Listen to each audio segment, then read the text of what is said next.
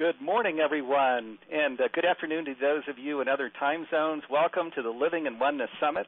I'm Steve Farrell, the Worldwide Coordinating Director for Humanities team, and I am really excited about today's program. It's so great to be with you. I'm going to be interviewing very special guests today, Gay and Katie Hendricks. They are internationally recognized leaders in the field of, excuse my voice, I've got a little sore throat here, in the field of relationship transformation, creativity, and body-mind integration. I know you're going to enjoy this program. We have more than 15,700 registered for today's call. Thank you so much, everyone, for prioritizing time to be here for this important conversation. This call is interactive with each of you, our listeners, so we want to invite you to put your questions in the question window on Instant Teleseminar. I promise we'll get to at least one or two of your questions during the hour. A little about Humanities team as we get started. In Humanities team, we see there is only one presence, the divine, and see we are all offspring and expressions of the divine. This means God's love, light, grace, and peace are ours because there is no separation and we share the same essence. Since our founding in 2003, we've done our best to live as one with the divine, each other, and our earth home. We don't need to be perfect or even excellent at this. It doesn't have to feel heavy. In fact, it can be fun, as we'll share during this call. We must only do our best. When we talk about oneness with the divine, of course, this is true for all of life, not just humanity. This has repercussions for how we see ourselves, others, and the earth that is our home. Of course, this means everyone and everything is sacred and should be treated as such. It also means we're responsible for the world around us because, in truth, it is part of our authentic self, encompassing the whole of the earth.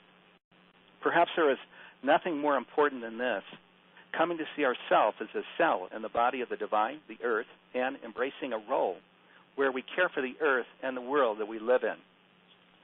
In addition to the Living in Oneness Summit, the focus of today's call, we convene Global Oneness Day, a spiritual leadership award, conscious business programs, service projects globally, prayer and meditation calls, and much more.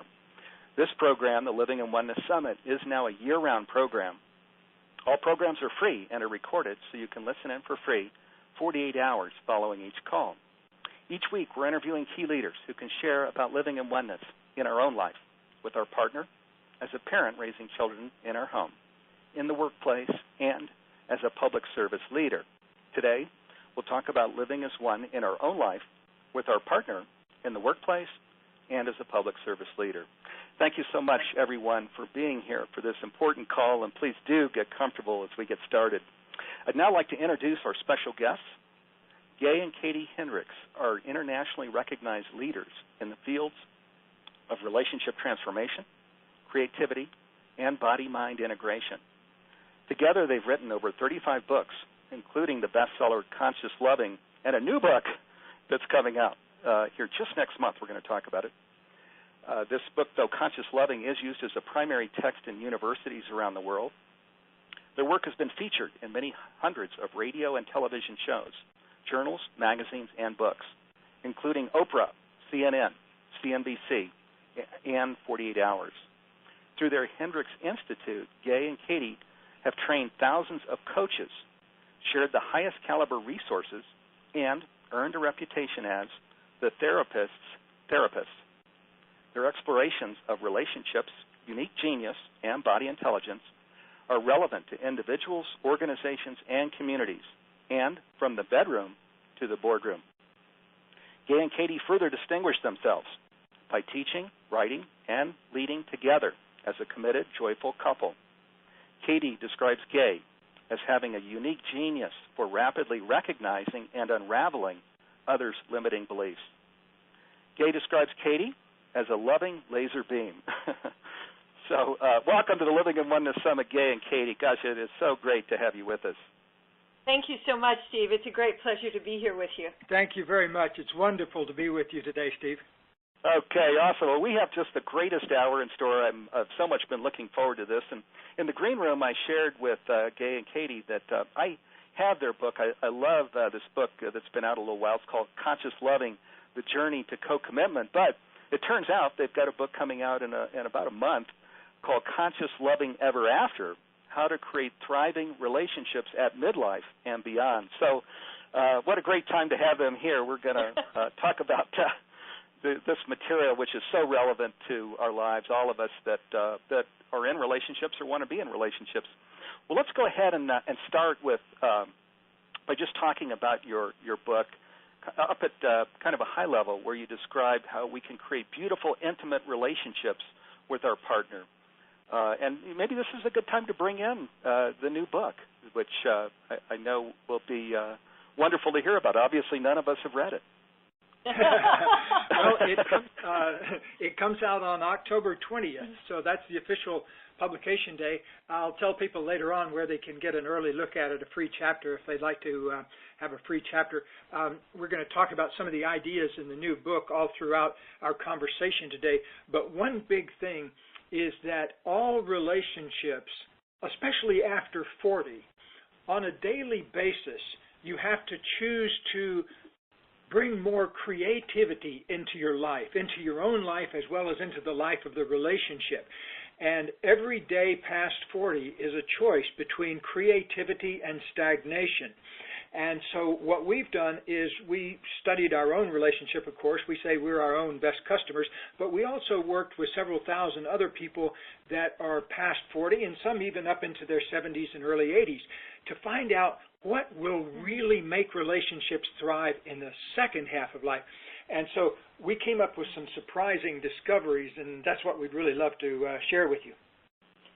One of the keys for us, Steve, is noticing that every interaction is a choice to either expand and discover or to contract in fear, and that one of the big issues for all of us, especially at midlife and beyond, is whether we're going to learn how to turn fear into flow, into resourcefulness. And a lot of the book is really about how creativity and our aliveness also leads to us continuing to be attractive to ourselves and to our partners, because really creativity and our sexuality and our attractiveness all comes out of the kind of the same toothpaste tube. I love that. That's a quotable quote. Wonderful. Well, gosh, we will certainly be going deep into this. A choice between expanding and discovering, and then going down, as you share, a creative path, or contracting into fear. So, well, we know what choice we want to make there. Let me, here at the top of the call, if I may, just bring in something that you've said. I think this is in your previous book, Conscious Loving, The Journey to Co-Commitment. You share that when we break through, we feel a center of light and God consciousness. And to me, that sounds like oneness, which, of course, is what a key theme of this summit. Can you talk a little about that? And, of course, that's just bringing in this whole conscious dimension. Yes, that's a great question. Thank you for asking that, because relationship is a place where you get to oneness through two-ness. And it's a rare experience because you have twice the opportunity then to experience God consciousness. You see, what happens when two people get closer to each other, it often awakens old fears from the past that may not have anything to do with the present relationship, but may have had to do when you were growing up and things like that. And if you can move through those fears, then what you find out at the bottom of fear and the bottom of any other emotion is that experience of oneness. And in relationship, both people, to get to that experience of oneness, have to actually be open to two different urges in themselves. All human beings, we all come wired from the factory, so to speak, with two big urges in relationship. One is the urge to merge and to lose ourselves in another person. And the other part of relationship, though equally important, is the urge to individuate, to be our own person, to not lose ourselves when we go into another person's field. And so one of the things that's magical about relationship is when any two people can move through those fundamental problems that keep them apart, those fundamental old fears, what they get to is a deeper kind of intimacy where they're experiencing the universe through themselves and through the other person. and directly itself. And so it's a path to unity, it's a path to oneness that is exciting because almost everybody has relationships of one kind or another, close relationships around them. So it's an opportunity to get to oneness by moves that oftentimes cause problems between people in relationship. What we found also is that the experience of oneness is dynamic. It really is a field that both people contribute to by being able to give rich, loving attention to themselves and also being able to give rich, loving attention to the other. And there's something that we've noticed that begins to happen, and we've seen it many hundreds of times now, is that the consciousness itself and the willingness to let yourself be open, to be transparent and authentic, begins to create a dynamic of what some people have called the we field. The space between, which is oneness, isn't a thing. It's actually a living dynamic that continues to open up new discovery between you and continues also to ripple out from your partnering to the people around you, so that it becomes a source of light for your community, for the people that in your family, for the people whom you touch that you may not even be aware of are experiencing the possibility of oneness through your experience. And so we've really found that it is a dynamic that can continue to nourish your relationship and the relationship of people around you. Wow, this is so amazing. We, as I shared in the introduction to the call, of course, this summit is about living in oneness, and so we're talking to leaders like yourself every week, year-round. And candidly, these ideas that you're sharing here of coming to oneness through two-ness, and then as you share that as we come to oneness through two-ness, you're sharing there's this ripple effect as well, where it's rippling out and touching everybody that the couple, the two people in the relationship are touching. And this is a unique perspective. Amazing. Of course, I know we're talking now about your new book. The new book is called Conscious Loving Thereafter, How to Create Thriving Relationships at Midlife and Beyond. So, gosh, you certainly have our attention here, Katie. Amazing. I've got a whole bunch of questions here, but I don't want to rush this either because you've made so many important points here. Talking about, we started with this choice, Gay said we had, between expanding and discovering, which leads us down this path of creativity, or contracting and going into fear. Maybe we should just come to that because that's such an important choice. What do you see here as you talk to couples, and what are things that you recommend that help people to get in touch with what's going on with them and how they can take the path that they want to take here? Well, it's very natural and normal for different fears to come up in life in general. You know, we have fears that come up just inside ourselves, whether we can do what we want to do in life and whether we're using our creative potential, and fears about whether we're going to be able to make life work according to our dreams.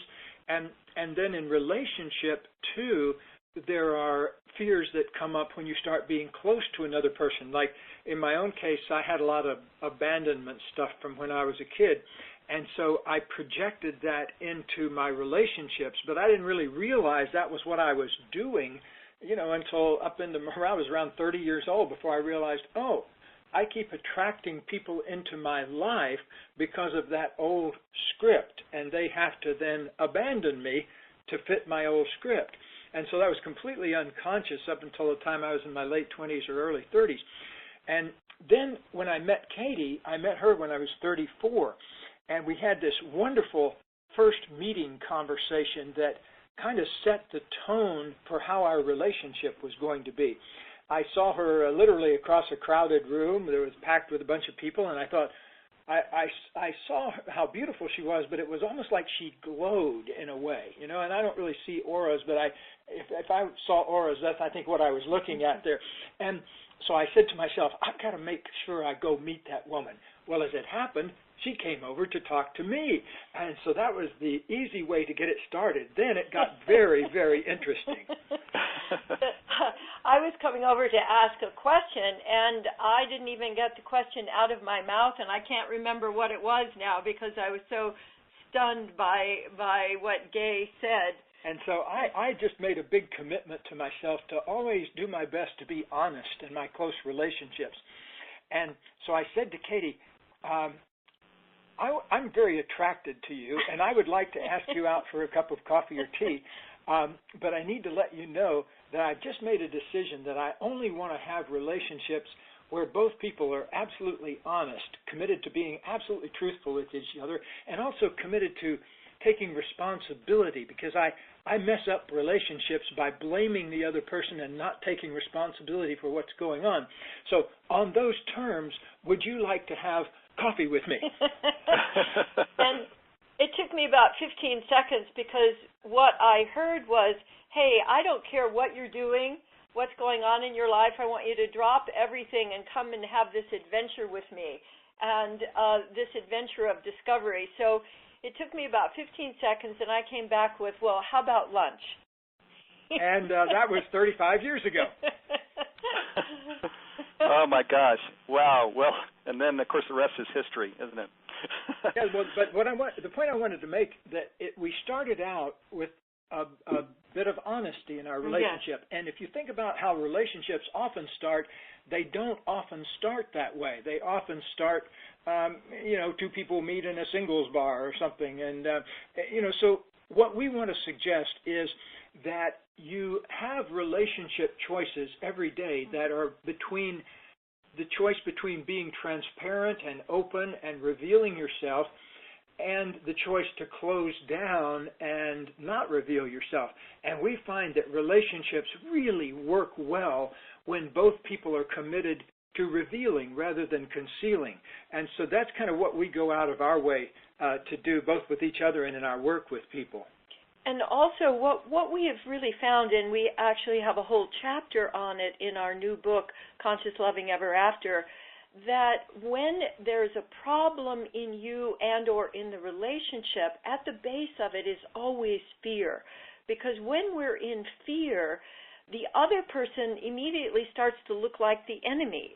She or he starts to look like the person who is wrong. And then mostly what happens is that people then retreat and they go into fear reaction. They're not actually able to be creative, to be open to growing, because we can either open and grow and discover or protect, but we can't do both. And when we're in fear, we're protecting ourselves. So one of the things that we've developed over the last several years and tested out with lots and lots of people in relationship is what we call fear melters, where people can actually use easy, simple movements to go from fear to flow, where you are then resourceful.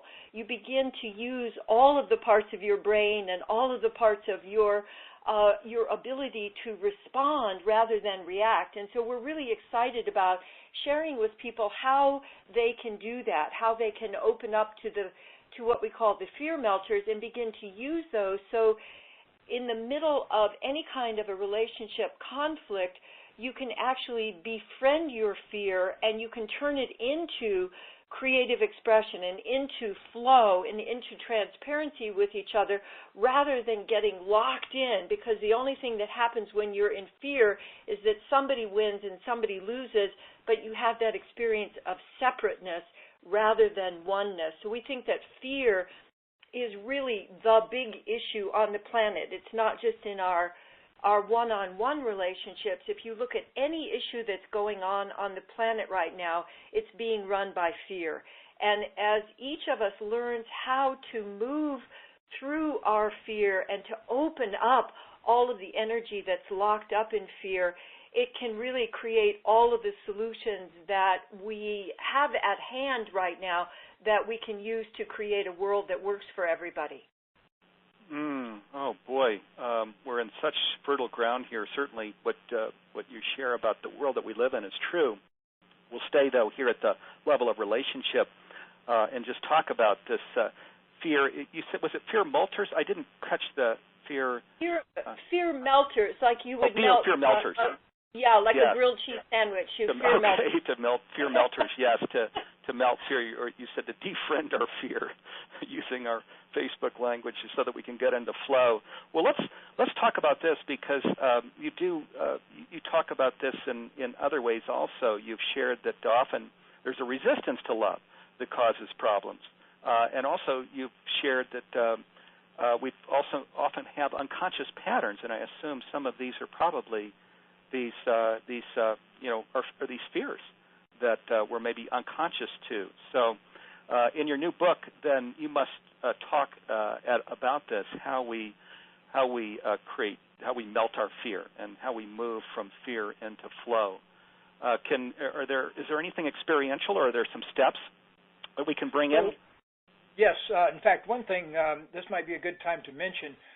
One of the things we talk about in the new book is how to transform your relationships with 2 10-minute conversations a week.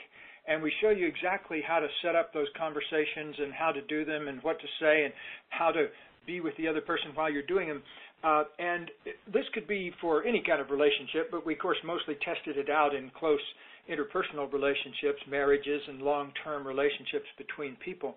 And so one of the things that you do is you create conscious conversations, and you can do this if you're single or in a relationship, where you take 10 minutes twice a week to focus in on what needs to be said or done in the area of your relationships. And you break the conversations down into 2 separate conversations. One is called a stuff talk, and the other is called a heart talk. And in the stuff talk, you talk about just the general stuff in the relationship, stuff that needs to be done. Kevin needs to get picked up at soccer practice tomorrow, or whatever the details in. But you bring that into one small conversation rather than weaving these things throughout the day and the week when people aren't listening and that kind of thing. And so we found that very important. Second important conversation, though, is to have what we call a heart talk, where that conversation is not about stuff or the business of life, but it's about our connection and what's come up in our connection and what do we need, are we feeling connected to each other? And if not, what do we need to do? And we lay that out in a step-by-step way so it makes what would seem like a difficult conversation or a complicated conversation, it makes it super simple. And I wanted to mention that we decided before the book was published, we wanted to give away one chapter that even if the building burned down before the book got published, people would be able to have this chapter. Okay, and so that chapter is available now, even though the whole book doesn't become available until October 20th. But they can get that free chapter on how to have those 2 10-minute conversations by going to consciouslovingeverafter.com, consciouslovingeverafter.com. And so that's where those are housed. And I want to talk a little bit about those 2 10-minute conversations to give people a taste of what's there in case you don't have time to download it at this minute. But the important thing is that many years ago we discovered that we often created distance between us by trying to talk about all the business of the relationship while we were passing each other in the kitchen or sitting in bed watching TV or sitting next to each other reading. One of us would say, "Oh, by the way, we got to get the upstairs toilet fixed," or, "Oh, by the way, did you remember to get the fish for tomorrow's lunch?" You know, and it was always these little things in the middle of stuff that interrupted intimacy. So we started having, on Tuesday and Thursday evening, we started taking 10 minutes to sit down and talk about the stuff of our relationship in one of those conversations and other kinds of more personal, intimate things in the other conversation. And it made such a difference in the level of intimacy that we experienced during the day, because we found out, much to our surprise, that 90% of the stuff that we talked about didn't really need to be dealt with at the time. Right. It could easily be dealt with in that 10-minute meeting.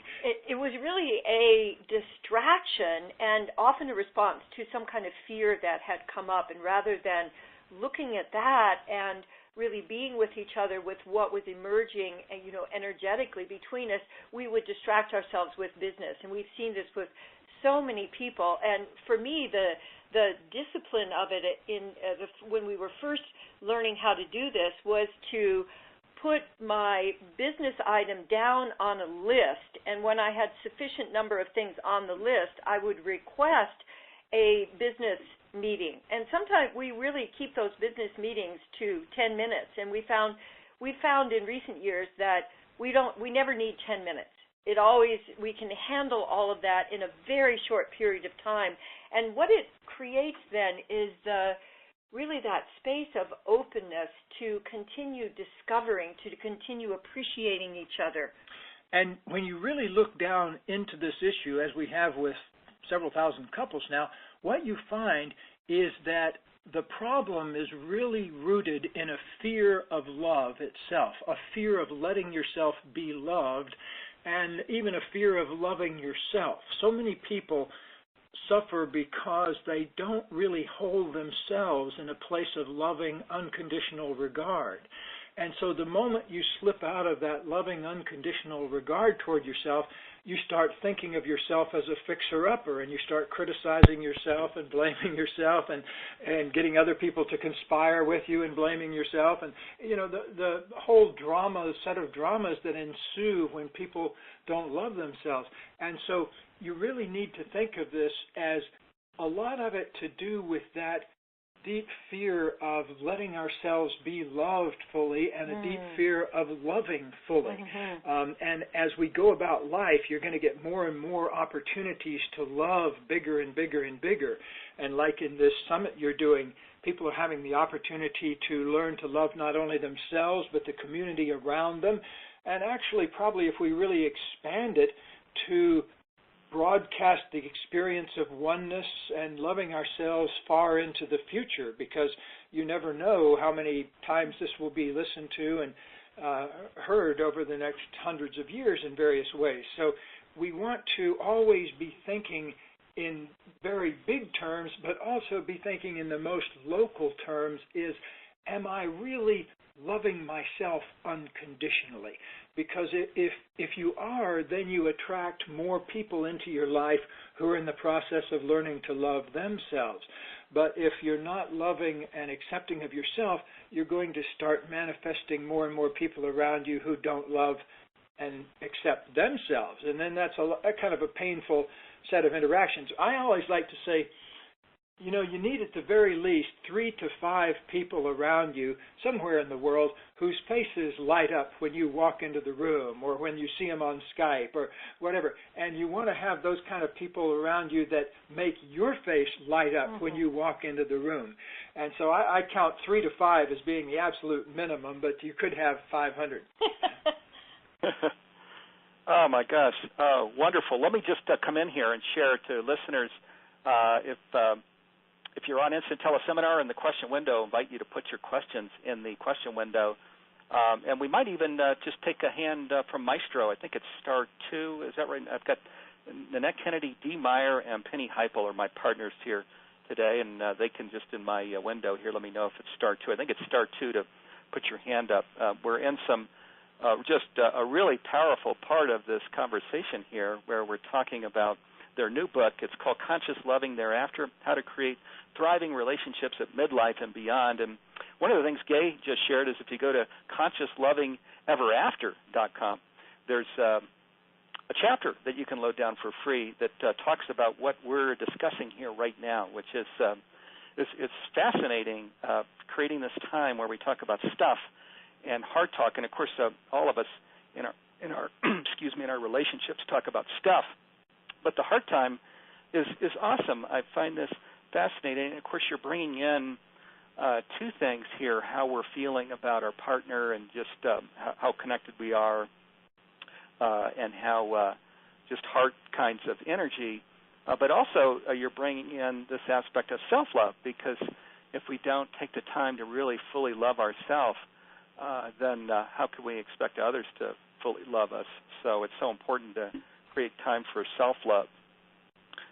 Wow. Well, just really powerful stuff. Let me just go to one thing here. The aspect in your books, you talk very openly about oneness and about God consciousness and how we can just really feel this love that is what oneness is. Can you talk just a little bit about that, just this part of this process where we're opening ourselves and feeling the love that the divine has for us, because we're a part of the divine, and we're all so very loved, as is the planet and nature and so on. What we talk about in our new book, Conscious Loving Ever After, is what we call full spectrum presencing, that the love is really your ability to be in the same space with, to be, for example, the way that you would sit next to a close friend if they were experiencing something. You would be sharing the space with them. You wouldn't be saying, no, it's stupid of you to feel sad about that, or gosh, I want to just come in here and fix this for you. You would be really giving your attention, your fully like a rainbow, the rainbow of your attention, which is really the experience of letting yourself presence. We use this as a verb rather than trying to fix somebody or try to control them. You instead let yourself presence, that is, letting yourself be really moved by, affected by, touched by what is going on, and letting your attention, the way that you're able to give your breath, your full openness to the experience in the moment. And we find that to be one of the most delicious experiences that we can keep developing throughout our lives. We can keep deepening our experience of presence. Gay uses a verb that I really love, which is savoring.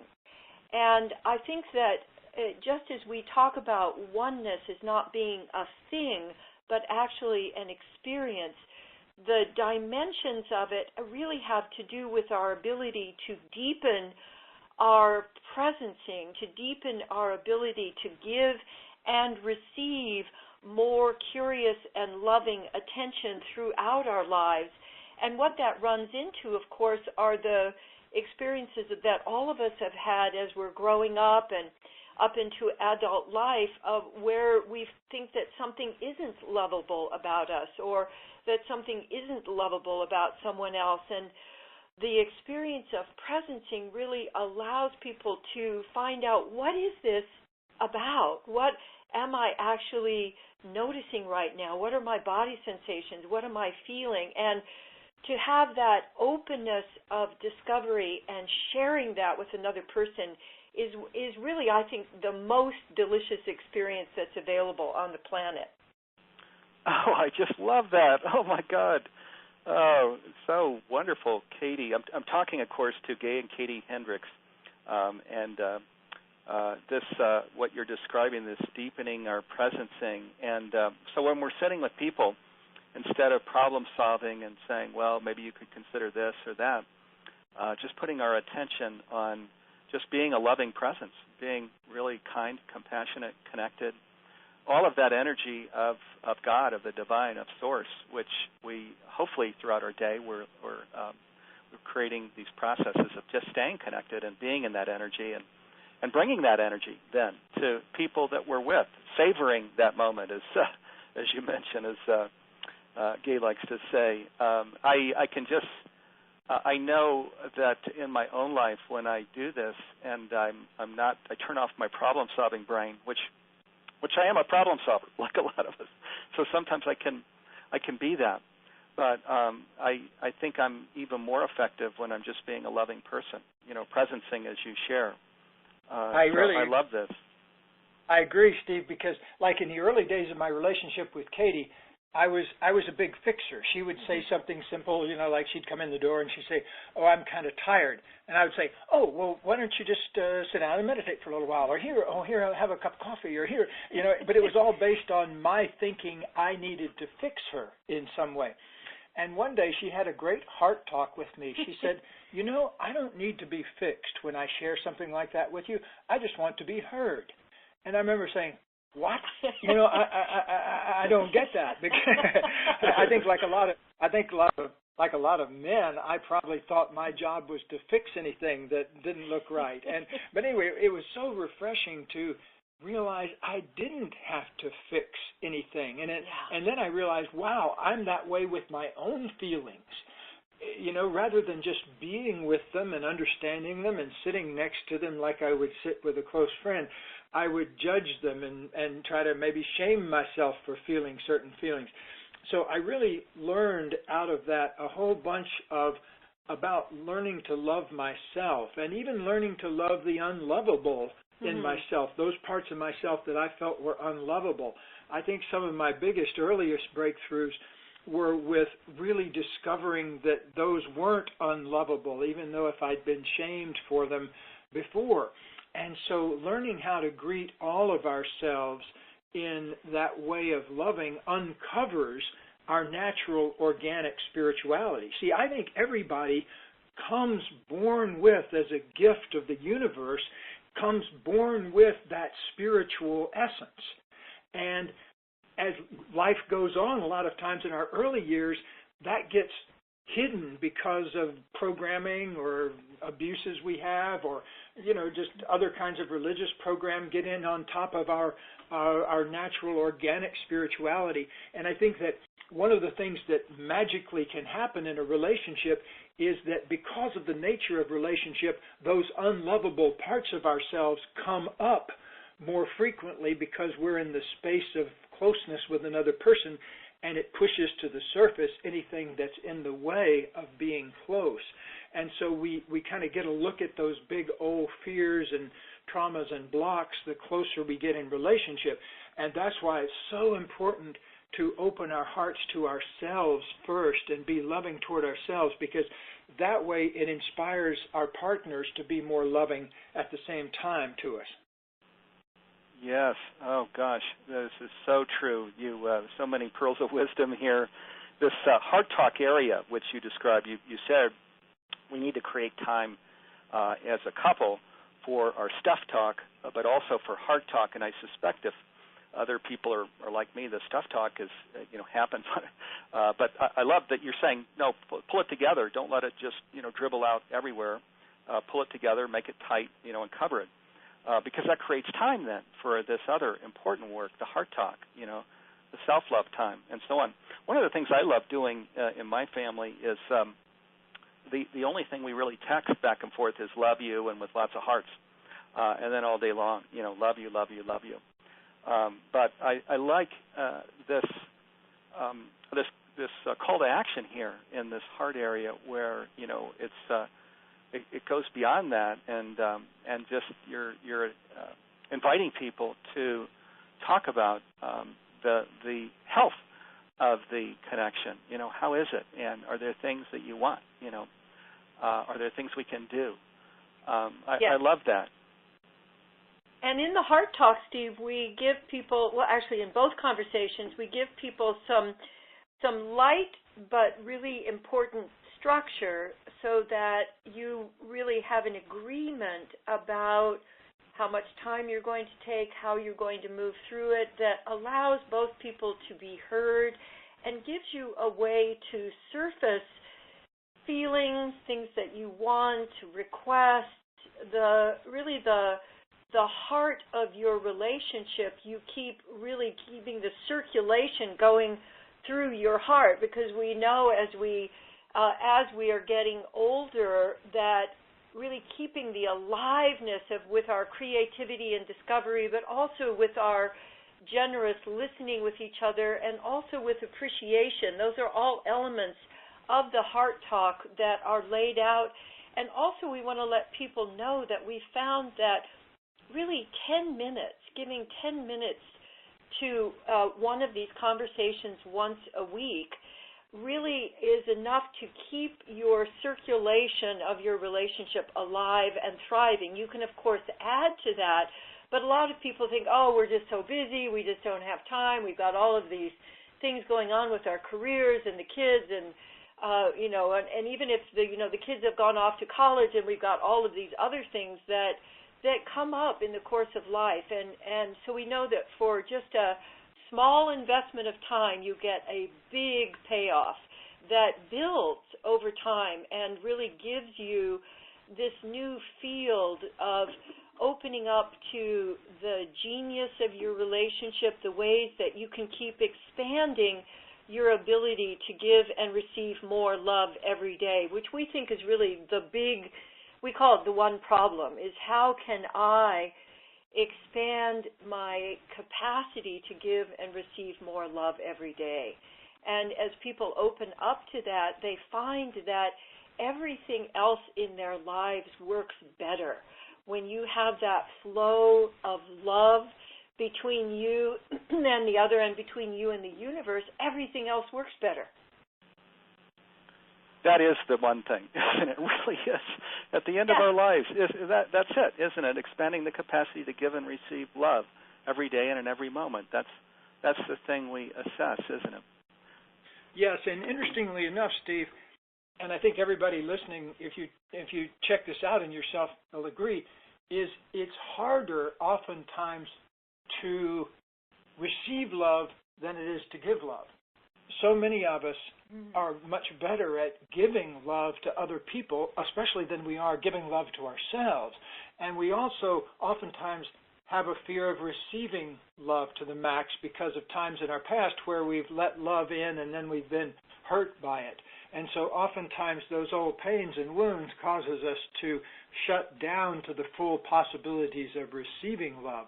So I'd love to have everybody, wherever you are in your life, make a new arrangement now with the universe that you're going to open yourself to the maximum amount of love that you're capable of. And that's what your life quest is going to be about. Because if you really boil it down to one thing, it is about how much love am I willing to receive, how much love am I willing to give, and also not forgetting to give it to myself.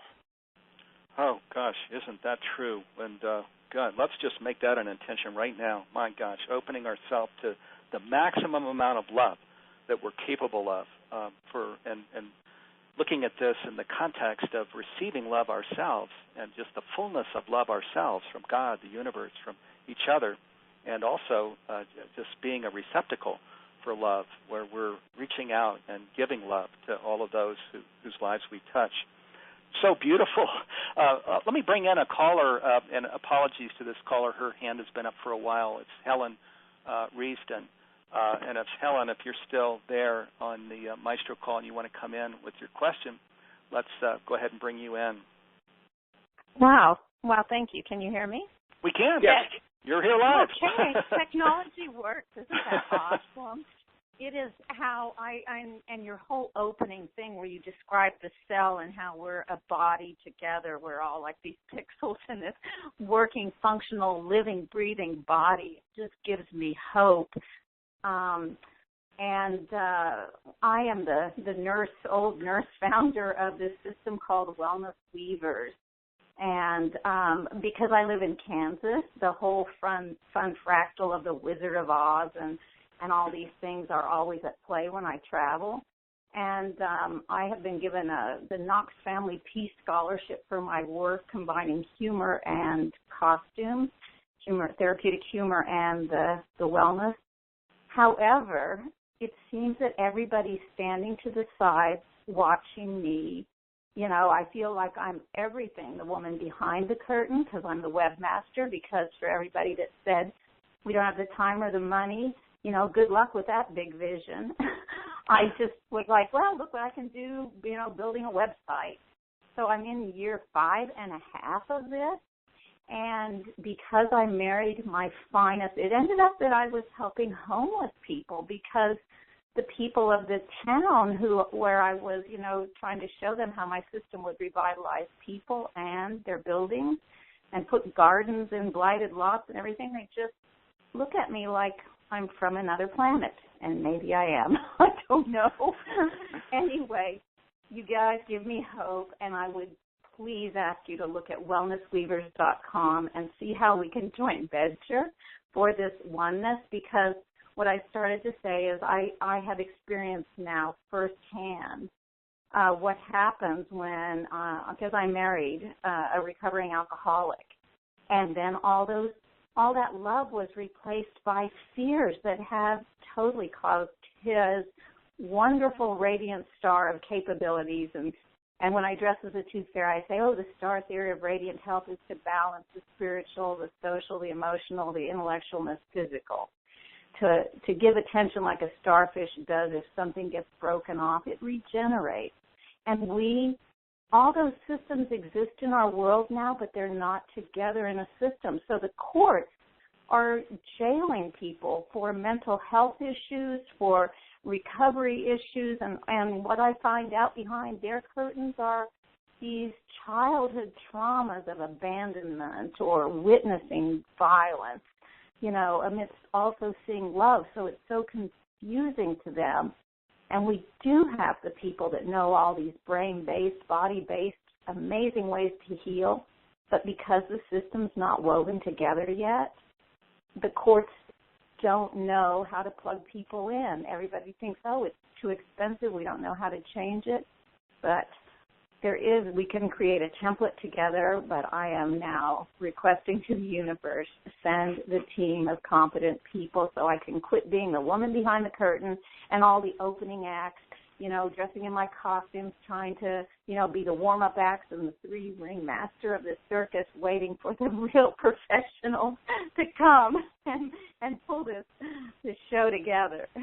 Perfect, Helen. No, I think you probably speak for a lot of people, because you're springing in just the realities of life and in our relationships sometimes, and then in the world, and in this case in the job that you have and the demands and so on. We have some other questions here, too, but I want to make sure, Gay and Katie, do you want to respond to Helen's, what she shares? Well, I'm glad she's doing things in the world out there, like making websites and everything. And I would invite all of us and Helen also to look at that issue of, am I really willing to receive love to the maximum? Because a lot of us think we have to do it all ourselves, and it's because we're afraid of receiving support or haven't opened ourselves fully to receiving and being fully supported by the universe. So I think that would be a good place to tune into. I know that was really true for me, that I had got very responsible very early on in my life and really felt that I was doing things by myself, and it was really a big challenge to let go of controlling everything. My super competent could, basically run the world. And as I made friends with my super competent and opened up to letting myself actually receive and learning how to just take a breath and say thank you when people would appreciate and when people would offer support, it really began to shift that for me so that I could put more and more attention into the thing that only I can do in the world. And I'm hearing that for you, Helen, that the combination of well-being and humor is really part of your genius. And so I think that what Gay is saying is that we'll all be shown our own learning edges, and that's part of what we talk about in our new book, is how to keep discovering throughout your whole life. Boy, so important. Let me just bring in a comment and a question. We've only got 6 minutes here before I'm going to get to, I need to get to some programs that are coming up here and before we end the call. Christine in Atlanta says, thank you all for your enlightening words of wisdom, definitely soul-touching and inspirational, abundant blessings. And then Marion in Toronto asked this question. She says, what are some of the ingredients of love? I have this question at age 59 as I work through releasing the stashed, unprocessed emotion of an incest survivor, hated by siblings, loving myself by living life by following my heart. but having explosion after explosion in life relationship experiences. Well, my sense is, Marion, that those kinds of early traumas, we carry them in our bodies, and what we have found is that giving your breath to meet those experiences in your body, letting yourself love yourself for what you're experiencing, having people with whom you can share just your authentic experience begins to unwind those experiences, and also the fear that comes and begins to kind of armor us when we've had those kinds of traumas, that can actually be replaced with love and with welcoming, and it really happens one choice at a time, to take a breath rather than holding your breath, to open your body and appreciate rather than closing and getting guarded. And we can learn how to do that, especially in the presence of someone whose eyes light up when you walk into the room. So letting yourself really just take that one breath at a time and loving yourself as much as you can from wherever you are. Something that I first heard from Gay when we first got together has really been such a guide for me, is that I can only love myself as much as I can right now, and when I choose to do that, I build my loving presence and I begin to replace my fearful presence. Boy, such wonderful words of wisdom, Katie. And one of the things we've come back to here a number of times during this call is this aspect of, even as we talk about relationships, it starts with ourself, is what Gay and Katie keep coming back to, is really loving ourselves and letting ourselves receive love from others, from the universe, from God. Really taking that time to really love ourselves fully, because if we can't do these downstream things, be this presence that was described earlier for others, if we don't first become that presence. And it's wonderful that we're talking about this aspect of really loving ourselves fully and just being healed even of horrific experiences such as incest and other experiences that so many people have had, rape. Is this something that you address in your book, Gay and Katie? We've been talking about their new book, Conscious Loving Ever After: How to Create Thriving Relationships at Midlife and Beyond. Do you talk about this aspect of really loving ourselves fully so we can be healed and be a loving presence for others? Absolutely, because if you love yourself deeply, what happens is naturally and organically it grows your sense of compassion for other people. And the other way may not work the other way around, because so many people that are good at giving love to other people sometimes aren't very good at loving themselves, and so they kind of become martyrs, or the more they give, the more they deplete themselves. And what we think is that life is best when you're in balance, when there's a beautiful, elegant balance in you between the love you give and the love you receive. And that if you begin to look at life that way, the more you open up and love yourself and hold yourself in unconditional positive regard, that allows you then to do the same thing with other people. And down at the bottom of everything is that experience of oneness inside, that experience of being hooked up directly to ourselves and to the universe.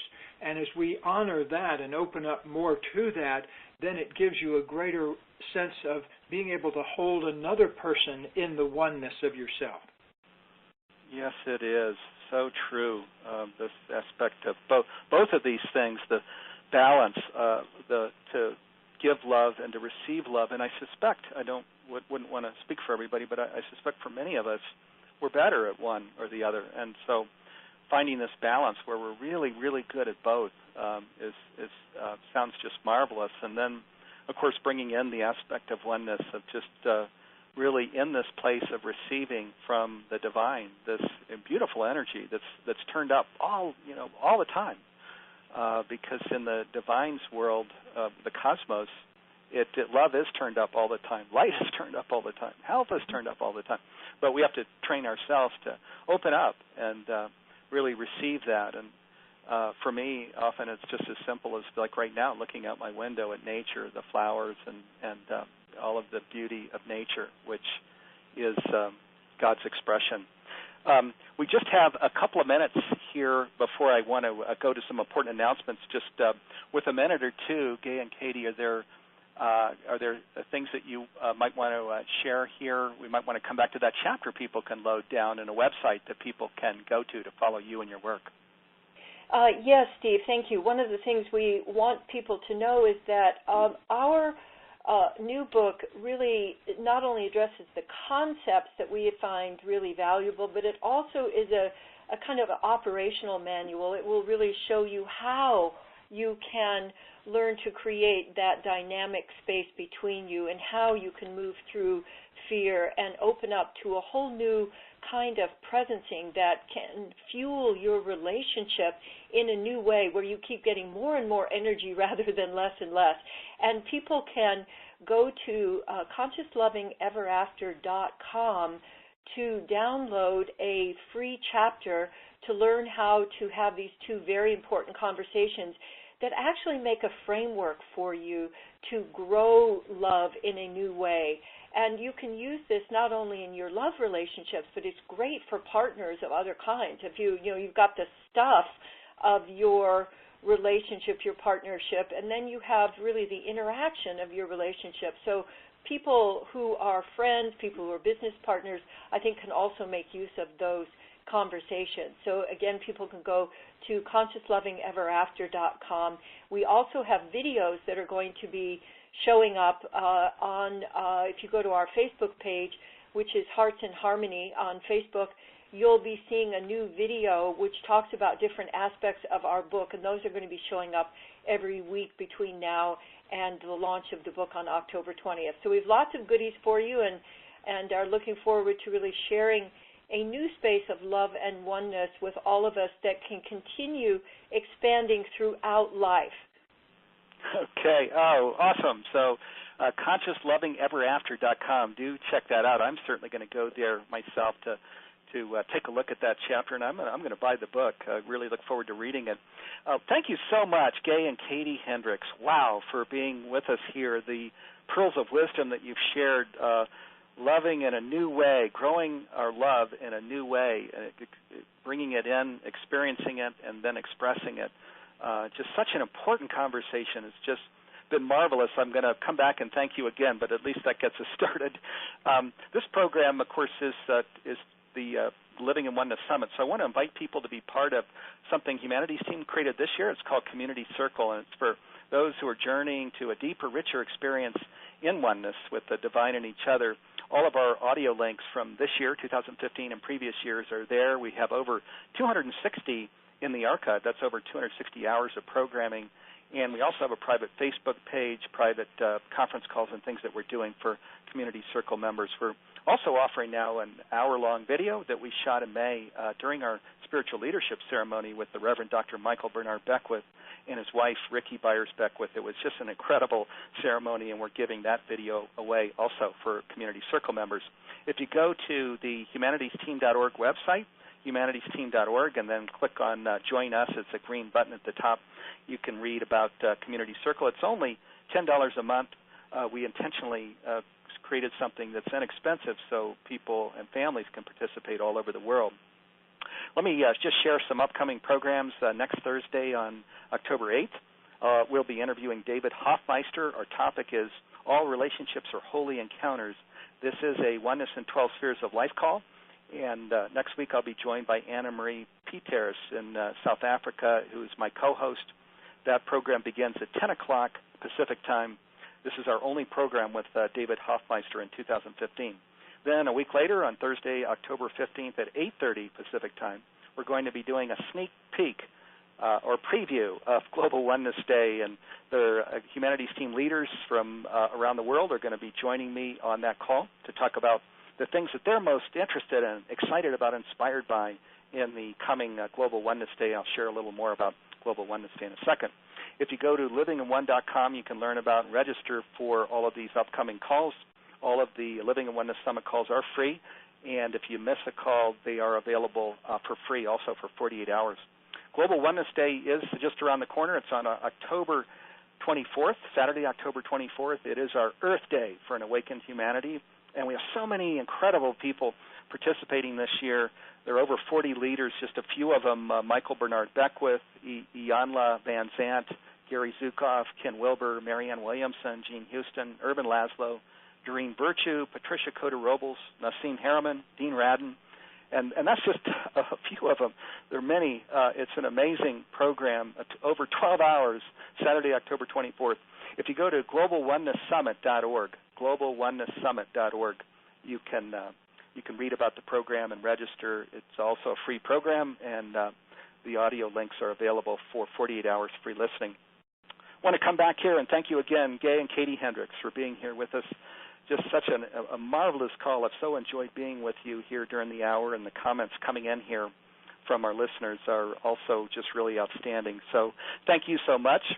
I also want to thank my colleagues, Nanette Kennedy, Dee Meyer, and Penny Heipel. They're running the back end of this call and the program they created, and along with promotions and things.